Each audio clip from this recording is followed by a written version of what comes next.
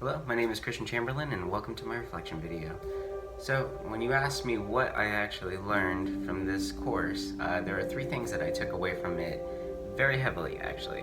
One being that all creative fields are very deadline driven, and we really need to focus on that. And I really like the aspect of being able to turn things around early, and actually that's the only way you can get an A in those assignments. So I found that very interesting and kind of exciting because it added a little challenge on top of the actual assignment. Number two is the creative flair that we're allowed to put into it. We are in a creative field, so why not add some creative flair and make it your own? You know, whenever you look at any movie, artwork, or anything like that, most of the time you can point out who the artist, director, writer is. So this is a great way to get us used to that now and early.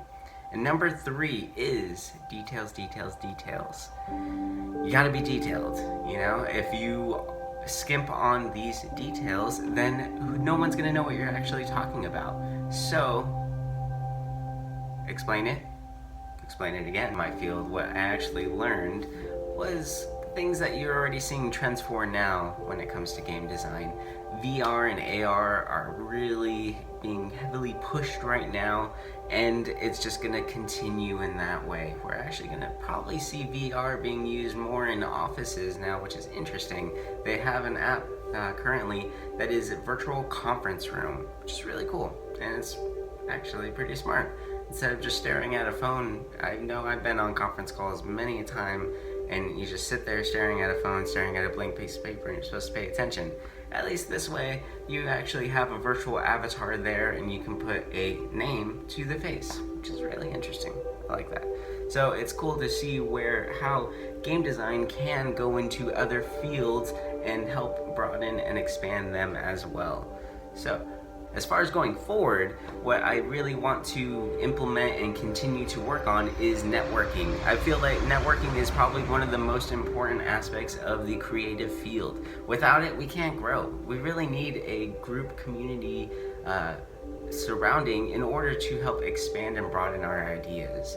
An idea is not alive until you share it with someone else. So don't be afraid to share it with people out there. Don't be afraid to ask for critiques. Ask for people's judgment, because ultimately, if other people don't like it, they're not gonna buy it. And you're probably not gonna succeed. An idea can sound great in your head, but until you bring it out into the world for others to share, to dissect, to, chew on a bit, then it's really not going to go anywhere. So that's why networking is so important, because not only do you get your ideas out there critiqued by peers in your field, you actually start gaining those connections that can help you actually acquire a job in the long run, which is pretty amazing and really easy to do. So there's no reason why we shouldn't all be doing it. As far as advice for future students, my biggest thing right now is to work on your writing skills. There is a lot of writing in this course if you want to acquire an A. And it's not hard writing, it's creative writing, right? So you're able to dissect an idea and completely expand on that in your own words, which can be pretty difficult for some people, but once you start getting into the flow of it, it's not that bad. And another thing that I would like to stress for future students is turn things in on Friday. There's no reason why you can't get these things done in time. Sure, life happens, work happens, some of us work full time.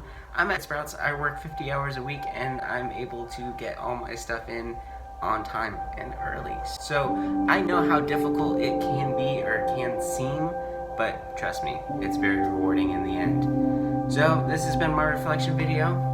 Thank you for watching, thank you for listening, and I hope you enjoyed my ranting, and